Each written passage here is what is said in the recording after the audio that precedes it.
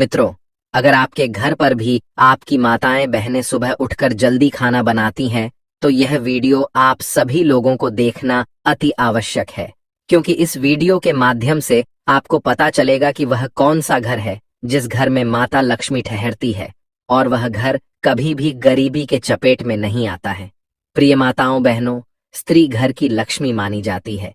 शास्त्रों के अनुसार स्त्री को धन का दूसरा रूप भी माना जाता है, क्योंकि जिस घर की महिला सदैव प्रसन्न रहती है, उस घर में माँ लक्ष्मी का वास होता है। मित्रों, चलो मैं आप सभी को एक छोटी सी कहानी के माध्यम से इसके पीछे का गॉड रहस्य बताता हूँ। स्वयं माता लक्ष्मी ने एक कहानी के माध्यम से बताया है, जिसे जानना आपके लिए बहुत ही ज्यादा महत्वपूर्ण है, कि जिसके घर की महिला सुबह जल्दी खाना बनाती है और यह 5 महत्वपूर्ण काम रोज करती है, तो उस घर में क्यों स्वयं माता लक्ष्मी जी वास करती है। मित्रों, एक समय की बात है, देवर्षि नारद जी आकाश मार्ग से होते हुए जा रहे थे। तब उन्होंने देखा कि एक मनुष्य जो कि बहुत ही गरीब है, वह जमीन पर बैठकर रो रहा है और अपनी फसल को देखे जा रहा है। उस मनुष्य को देखकर देवर्षि नारद जी बहुत प्रभावित हुए और अपने मन में सोचने लगे कि यह व्यक्ति तो बड़ा ही दुखी जान पड़ता है, मुझे इसके लिए कुछ करना होगा। वह मनुष्य अभी रो ही रहा था कि देवर्षि नारद जी उसके सामने जाकर प्रकट हुए और उस मनुष्य से बोले, हे पुत्र, तुम क्यों रो रहे हो? तुम्हारी इस करुणा में पुकार के पीछे क्या कारण है? जब उसे मनुष्य ने अपनी आंखें खोली तो पाया कि सामने स्वयं नारायण के सबसे बड़े भक्त देवर्षि नारद जी खड़े हैं। उस मनुष्य ने देवर्षि नारद जी को प्रणाम किया और उसने अपनी व्यथा बताई। उस मनुष्य की व्यथा को सुनकर देवर्षि नारद जी सोच में पड़ गए कि मुझे इस मनुष्य की समस्या का समाधान तो करना ही है, तो क्यों ना मैं इसकी समस्या के समाधान के लिए स्वयं मां लक्ष्मी से जाकर मिल लूं और उनसे ही पूछ लूंगा कि मां ने इस मनुष्य का घर क्यों छोड़ा, जिस वजह से यह गरीब हो गया है। अब देवर्षि नारद जी उस मनुष्य को आश्वासन दिलाते हुए कहते हैं कि मैं कुछ समय बाद तुम्हारे पास तुम्हारी समस्या का समाधान लेकर अवश्य उपस्थित होऊंगा। इतना कहकर देवर्षि नारद जी वहां से अंतर्ध्यान हो गए और माता लक्ष्मी जी के पास जाकर प्रकट हुए। देवर्षि नारद जी को आया हुआ देखकर माता लक्ष्मी ने उन्हें प्रणाम किया और उनके आने का कारण पूछते हुए बोली, अरे देवर्षि नारद जी, आप आज हमारे यहाँ किस प्रयोजन से पधारे हैं? तब देवर्षि नारद जी ने माता को प्रणाम करते हुए कहा कि हे माते, आज जब मैं आकाश मार्ग में विचरण कर रहा था, तब मैंने देखा कि एक मनुष्य अपने खेत में बैठकर विलाप कर रहा है। वह मनुष्य बहुत जोर जोर से रो रहा था। उसका ऐसा रोना मुझे देखा नहीं गया। मैं उसके पास जाकर प्रकट हुआ और उससे पूछा कि हे पुत्र, तुम क्यों रो रहे हो? तब उसने मुझे बताया कि हे प्रभु, पिछले ही महीने मेरी पत्नी का निधन हो गया है। मेरी एक पुत्री है, वही मुझे खाना बनाकर खिलाती है, लेकिन मेरी पत्नी के मरने के बाद मैं दिन ब दिन गरीब होता जा रहा हूं। पता नहीं क्यों मेरी पत्नी के मरने के बाद माता लक्ष्मी मेरे घर को छोड़कर चली गई है। देखो, आज मेरे खेत को कई सारे जंगली जानवर खराब कर गए हैं। मेरा अब कोई सहारा नहीं बचा है।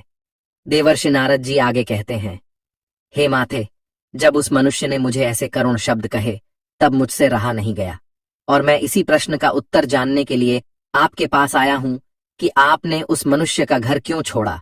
ऐसा कौन सा पाप हो गया था उस मनुष्य से, जिसकी वजह से आपने उसके घर को ही त्याग दिया।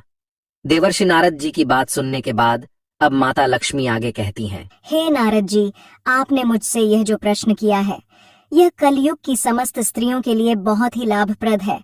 मैं तुम्हें आज एक कहानी के माध्यम से वह युक्ति बताने वाली हूँ, जिसकी वजह से मैं मनुष्य के घर पर ठहरती हूँ, और अगर मनुष्य इस काम के विपरीत कार्य करता है तो मैं उसके घर को त्याग देती हूँ। अंत में मैं तुम्हें उस मनुष्य के बारे में भी बताऊंगा, जिस वजह से वह गरीब होता चला जा रहा है। मैं तुम्हें जो कहानी सुनाने जा रही हूँ, वह कहानी बहुत ही मार्मिक है और ज्ञान से भरी हुई है। इस कहानी को पूरा देखने वाले मनुष्य के घर में मेरा वास होता है और इस कहानी में बताए गए नियमों को अगर कोई भी स्त्री परिणाम स्वरूप करती है तो मैं उसके घर में वास करती हूँ। अब देवर्षि नारद जी कहते हैं, हे माते, कृपया आप मुझसे इस कहानी का अनुसरण करिए, क्योंकि मैंने उस मनुष्य को वचन दिया है कि मैं तुम्हारी समस्याओं का समाधान लेकर तुम्हें बताने के लिए अवश्य आऊंगा। इसीलिए हे माते, मैंने मेरे वचन को झूठ मत होने देना। हे देवर्षि नारद जी, मैं आपके वचन को झूठा नहीं होने दूंगी और उस मनुष्य के विषय में मैं आपको अंत में बताऊंगी। अब कहानी का आरंभ करती हुई माता लक्ष्मी जी कहती हैं, एक समय की बात है, किसी नगर में एक श्याम नाम का आलसी इंसान रहता था। वह इतना आलसी था कि खटिया पर जिस तरह करवट लेता था उसी करवट लेटा रह जाता। करवट बदलने में भी उसे परेशानी नजर आती थी। उसकी पत्नी बेचारी जब किसी काम के लिए उससे कहती थी तभी वह करवट बदलता और पत्नी की तरफ पीठ फेर कर पड़ा रहता था। उसकी इन आदतों को देखते हुए पत्नी को विश्वास हो गया था कि वह कभी कुछ नहीं कर पाएगा। एक दिन पत्नी ने बड़े ही प्रेम से उसे समझाया और बोली, मैं जानती हूँ कि तुम्हें खटिया से उठने में कष्ट होता है, किंतु इस तरह एक ही करवट लेटे रहने से भी आदमी नाकारा हो जाता है और आप बाहर नहीं जाना चाहते हो तो खटिया पर बैठे बैठे ही कुछ करते रहो। तब वह श्याम सोचने लगा, ऐसा कौन सा काम है जिसे खटिया पर बैठे बैठे ही किया जा सकता है। कुछ देर बाद उसकी समझ में बात आई। वह खुश होकर अपनी पत्नी से बोला, अरे सुनती हो, मैंने बैठे बिठाए काम ढूंढ लिया है, अब चिंता करने की जरूरत नहीं है। तब उसकी पत्नी प्रसन्न हुई कि अब कुछ तो घर का काम होगा। उसने सब्जी की टोकरी में चाकू रखा और उसके आगे रखती हुई बोली, अब बैठे बैठे सब्जी काट डालो। अब सब्जी और चाकू देकर वह वहां से चली गई, किंतु आलसी ने तो उस ओर ध्यान ही नहीं दिया। थोड़ी देर बाद पत्नी जब सब्जी लेने पहुंची तो पाया कि पतिदेव खटिया पर बैठे हुए मक्खी गिन रहे हैं। 1 2 3 4 5 पत्नी ने देखा, उनके बिस्तर पर 7 मक्खियां मरी पड़ी हैं।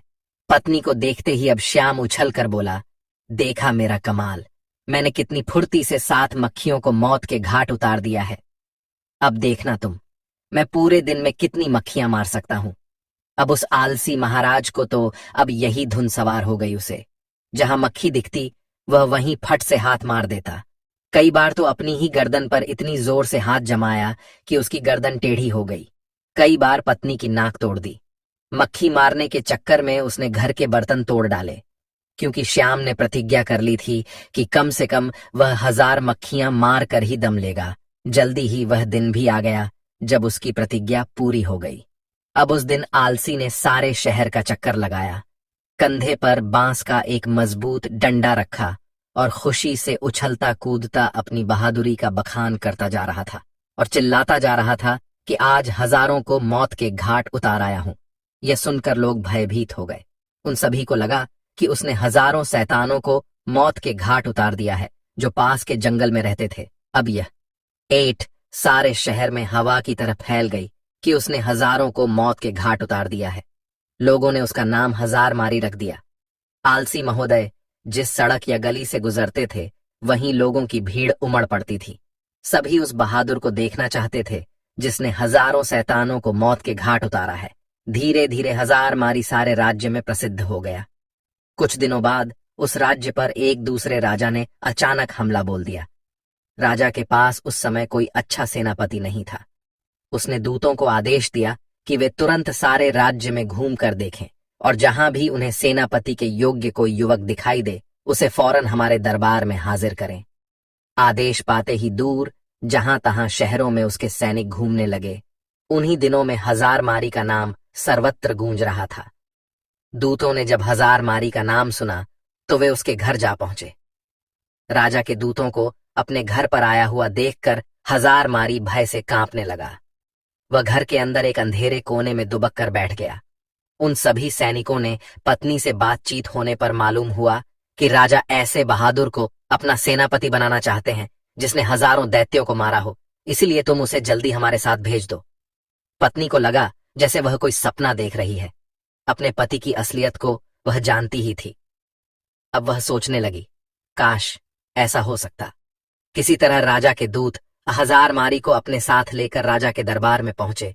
उस लंबे तगड़े नौजवान को जब राजा ने अपने सामने खड़ा पाया तो वह मन ही मन बहुत प्रसन्न हुआ और पूछा, तुम्हारा ही नाम हजार मारी है? आलसी बोला, जी हुजूर, मुझे ही हजार मारी कहते हैं। राजा बोला, तुम्हारी बहादुरी के चर्चे हमने सुने हैं। हम चाहते हैं कि शत्रु के साथ हो रहे इस युद्ध में तुम हमारी सेना का संचालन करो। कांपते हुए हजार मारी ने राजा की आज्ञा को स्वीकार कर लिया और इस बात की सूचना अपनी पत्नी को देने के लिए घोड़े पर सवार होकर पत्नी के पास जा पहुंचा। और अपनी पत्नी से राजा द्वारा कहे गए सभी शब्दों को कह दिया। यह सुनकर पत्नी की खुशी का ठिकाना न रहा। उसने सोचा, 1000 मारी सेनापति तो बन गया है, परंतु वह शत्रु की सेना का मुकाबला कैसे करेगा? कहीं यह डरपोक आदमी युद्ध के मैदान में घोड़े से उतरकर भाग आया तो राजा इसे जीवित नहीं छोड़ेंगे। उसने एक मजबूत रस्सी से 1000 मारी को घोड़े से बांधना शुरू किया। 1000 मारी ने पूछा, यह क्या कर रही हो? 1000 मारी की पत्नी ने जवाब दिया कि मैं आपको घोड़े के साथ बांध रही हूँ। तब 1000 मारी ने पूछा कि ऐसा किस लिए कर रही हो? तब पत्नी ने जवाब दिया कि मैं आपको घोड़े से इसलिए बांध रही हूँ कि कहीं आप लड़ाई के लिए उतावले होकर घोड़े से कूद न पड़े और आप पैदल ही न लड़ने लगे। अब पत्नी के इतना कहने के बाद 1000 मारी फिर से राजा के महल में चल दिया। वापस लौटने पर भरे दरबार में जब लोगों ने 1000 मारी को घोड़े से बंधा हुआ पाया तो उनका उत्साह और भी बढ़ गया। उन्होंने सोचा, ऐसा वीर सेनापति दूसरा और कौन हो सकता है। तब सेना युद्ध के लिए तैयार थी।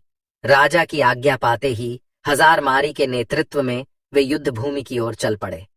शत्रु की सेना को जब मालूम हुआ कि एक बड़ी फौज के साथ 1000 मारी मुकाबला करने चल पड़ा है तो उनके योद्धाओं का मनोबल टूट गया, क्योंकि उन्होंने सुन रखा था कि 1000 मारी अकेला ही हजारों को मार गिराता है। यह नाम सुनते ही बड़े बड़े योद्धाओं के होश उड़ गए। उन्हें साक्षात अपनी मृत्यु नजर आने लगी। उधर 1000 मारी की सेना का उत्साह आसमान को छू रहा था। मैदान में पहुंचते ही वे शत्रु की सेना पर टूट पड़े। दोनों सेनाओं के बीच घमासान युद्ध होते देख 1000 मारी अपने घोड़े के साथ एक घने जंगल में जाकर छिप गया, किंतु उसकी सेना ने शत्रुओं को दम न लेने दिया। वह शत्रु का मुकाबला करती हुई उसे खदेड़ ले गई और अपने राज्य से निकाल बाहर कर दिया। शत्रु पर विजय पाने के बाद अपने सेनापति की जय जयकार करते हुए जब सैनिक वापस लौटने लगे तो 1000 मारी भी जंगल से निकलकर उनके बीच में शामिल हो गया। वापस लौटने के बाद नगर में धूमधाम से विजय उत्सव मनाया गया। 1000 मारी की वीरता पर राजा प्रसन्न हो उठे। उन्होंने 1000 मारी के पास जाकर कहा कि मेरे बहादुर सेनापति, हमें तुम पर गर्व है। तुम्हारी अद्वितीय वीरता के कारण हमें विजय प्राप्त हुई है। इसके लिए पुरस्कार स्वरूप हम तुम्हें 1000 स्वर्ण मुद्राएं देते हैं। साथ ही हमेशा के लिए तुमको हम अपनी सेना का प्रधान सेनापति नियुक्त करते हैं। ये घोषणा सुनकर 1000 मारी बहुत प्रसन्न हुआ और मन ही मन अपने भाग्य को सराहने लगा। इसके बाद राजा ने पूछा कि बहादुर सेनापति 1000 मारी जी, आप हमें यह बताइए कि आप इतना बहादुरी भरा काम इतनी आसानी से कैसे कर लिए। तब 1000 मारी ने बड़े ही गर्व के साथ जवाब देते हुए कहा कि हे राजन, यह जो कुछ भी हुआ है यह सब मेरी समझदार और बहादुर पत्नी की वजह से हुआ है। इसमें एक बहुत ही गुप्त राज छिपा हुआ है जिसे मैं आपको अकेले में राजमहल से बाहर अपने घर पर ही बताना चाहूंगा। राजा ने पूछा कि सेनापति 1000 मारी, यह बताओ कि तुम यहाँ वह गुप्त बात क्यों नहीं बता सकते हो। तो उसने कहा, यही तो मेरी सफलता का राज है जिसे मैं सबके सामने नहीं बता सकता। आपको मेरे साथ बाहर मेरे घर चलना पड़ेगा। राजा ने कहा, ठीक है, मैं तुम्हारे साथ राजमहल से बाहर तुम्हारे घर जाने के लिए तैयार हूं। तब राजा और सेनापति दोनों एक साथ राजमहल से सेनापति 1000 मारी, जिसका नाम कभी श्याम था, उसके घर गए। जब वह घर पहुंचे तो उन्होंने देखा कि सेनापति 1000 मारी की पत्नी अपने घर में बैठी बड़ी बेसब्री से अपने पति का इंतजार कर रही थी।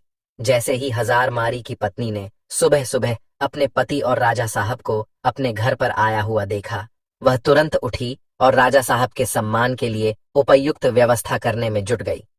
फिर राजा का बड़े ही सम्मान के साथ स्वागत सत्कार किया और वह खाना तो बना ही चुकी थी। तभी उसने राजा साहब को खाने के लिए भी चौकी सजा दी और राजा साहब को सुबह सुबह ही अच्छा अच्छा खाना खिला दिया। अब 1000 मारी बोला, हे महाराज, अब तो आपने देख ही लिया होगा और समझ भी गए होंगे कि मेरी जीत का असली राज्य क्या है। तब महाराज ने कहा, सेनापति जी, आप कहना क्या चाहते हैं। तब 1000 मारी ने कहा, महाराज, जैसा कि हम सभी को पता है कि जिस घर की महिला सुबह प्रातःकाल ब्रह्म मुहूर्त में उठ जाती है उसके घर में कभी भी लक्ष्मी की कमी नहीं होती है और उसके यहाँ लक्ष्मी का वास होता है। और वही जिस घर की महिला सुबह सुबह जल्दी खाना नहीं बनाती है उस घर की कभी तरक्की नहीं होती है। अब 1000 मारी आगे कहता है, राजा साहब, हम सभी लोग यह जानते हैं कि जिस घर में सुबह जल्दी खाना बन जाएगा तो उस घर की तरक्की कुछ ऐसे होती है। सुबह जल्दी खाना बनेगा तो घर के बच्चे जल्दी स्कूल के लिए भी चले जाएंगे, और यदि कोई व्यक्ति कहीं काम करता है या फिर किसी को कोई जरूरी काम है तो वह घर से कभी भी खाली पेट नहीं जाएगा। वह कहीं भी खाना खाने के बाद जा सकता है और अपना पूरा काम पूरी लगन और मन से कर सकता है। तो सुबह सुबह जो भी स्त्री जल्दी खाना बना लेती है उसके घर में तरक्की होना बिल्कुल तय है। हजार मारी ने फिर राजा साहब से जो भी उसके जीवन में अपनी पत्नी के प्रति सहायता की बातें जितनी भी थीं और वह युद्ध में किस प्रकार से जीता था, यह सब राजा साहब को बता देता है। तब राजा साहब यह सब जानने के बाद कहते हैं, आपने बिल्कुल सही कहा सेनापति जी। जिस घर की महिला सुबह जल्दी ब्रह्म मुहूर्त में उठकर सारे घर के कार्य कर लेती है और सुबह जल्दी खाना बना लेती, उस घर की तरक्की तो बिल्कुल तय है। उसके बाद राजा साहब ने हजार मारी की पत्नी को ढेर सारी अशर्फियां और जवाहरात से सम्मानित किया। अब माता लक्ष्मी जी कहती हैं, हे देवर्षि नारद जी, अब तो आपको अच्छी तरह से समझ में आ गया होगा कि किसी भी घर की तरक्की के लिए महिला का योगदान सर्वोपरि होता है। और कहते हैं ना कि किसी भी कामयाब व्यक्ति के पीछे किसी महिला का हाथ जरूर होता है। और घर की महिला यदि चाहे तो घर को स्वर्ग बना सकती है और चाहे तो नर्क। हे देवर्षि नारद जी, अब मैं तुम्हें बताती हूँ कि उस मनुष्य के घर पर गरीबी क्यों पसरी हुई है और मैंने उसके घर से प्रस्थान क्यों किया है। क्योंकि उस मनुष्य की पत्नी के मरने के बाद उसकी पुत्री समय पर कोई कार्य नहीं करती है। वह सुबह 8 बजे उठती है और 10 बजे तक खाना बनाया करती है। न कोई पूजा पाठ करती है, न ही धर्म से चलती थी। वह अपने मासिक धर्म के दौरान भी खाना बनाती थी। इसलिए ही मैंने उस मनुष्य के घर को छोड़ दिया था। इस वजह से ही वह मनुष्य अब गरीब है। अब देवर्षि नारद जी माता लक्ष्मी की इतनी बात सुनने के बाद कहते हैं, हे माते, आपका मुझे इस कथा के माध्यम से और उस मनुष्य के जीवन के बारे में निष्कर्ष प्रदान करने के लिए आपका धन्यवाद। अब मैं उस मनुष्य की समस्या का समाधान कर पाऊंगा। अब माता लक्ष्मी जी कहती हैं, हे देवर्षि, मैं आपको 5 बातें बताती हूँ जिस वजह से मैं मनुष्य के घर में वास करती हूँ। पहला, स्वच्छता। जहाँ घर में स्वच्छता और साफ सफाई का ध्यान रखा जाता है वहाँ मेरा वास होता है। गंदगी और अव्यवस्था मुझको अप्रिय लगती है, इसलिए घर का हर कोना स्वच्छ और सुसज्जित रखना चाहिए। दूसरा, सत्कार और सम्मान। जहाँ घर के सदस्यों और अतिथियों का आदर सत्कार होता है वहाँ मैं प्रसन्न रहती हूँ। अतिथियों के स्वागत और सेवा में तत्पर रहने वाले हमेशा ही मेरा आशीर्वाद पाते हैं। तीसरा, धार्मिकता और पूजा। जिन घरों में नियमित रूप से पूजा पाठ होता है वहां मैं वास करती हूँ। विशेष रूप से लक्ष्मी पूजा, दीपावली और शुक्रवार के दिन मेरी पूजा करना अत्यंत आवश्यक है। मैं इस दिन प्रसन्न होती हूँ। चौथा, परिश्रम और ईमानदारी। जहाँ परिश्रम, ईमानदारी और धर्म के मार्ग पर चलने की प्रवृत्ति होती है वहां पर मैं निवास करती हूँ। आलस्य और अनैतिकता से मैं दूर चली जाती हूँ। पांचवा, धन और दान की सही दिशा। जहाँ लोग धन का सदुपयोग करते हैं, जरूरतमंदों की सहायता करते हैं और धार्मिक कार्यों में दान करते हैं, वहाँ मेरी कृपा बनी रहती है। माता लक्ष्मी की इतनी बात सुनकर देवर्षि नारद जी माता लक्ष्मी को प्रणाम करते हैं और वहां से अंतर ध्यान हो जाते हैं और उस मनुष्य को सारी बातें जाके बताते हैं। वह मनुष्य अब देवर्षि नारद जी के बताए रास्ते पर चलता है। इस वजह से अब धीरे धीरे उसके घर में भी माता लक्ष्मी का प्रवेश होने लगता है। वह भी अब एक खुशी जीवन जीने लगता है। मित्रों, यही था आज का वीडियो। आपको हमारा आज का वीडियो कैसा लगा हमें कमेंट करके अवश्य बताना और इस वीडियो को ज्यादा से ज्यादा लोगों में शेयर भी अवश्य करना ताकि उनको भी इसके बारे में पता चल सके और वह भी माता लक्ष्मी जी को खुश कर पाए, उन्हें भी गरीबी से मुक्ति मिल जाए।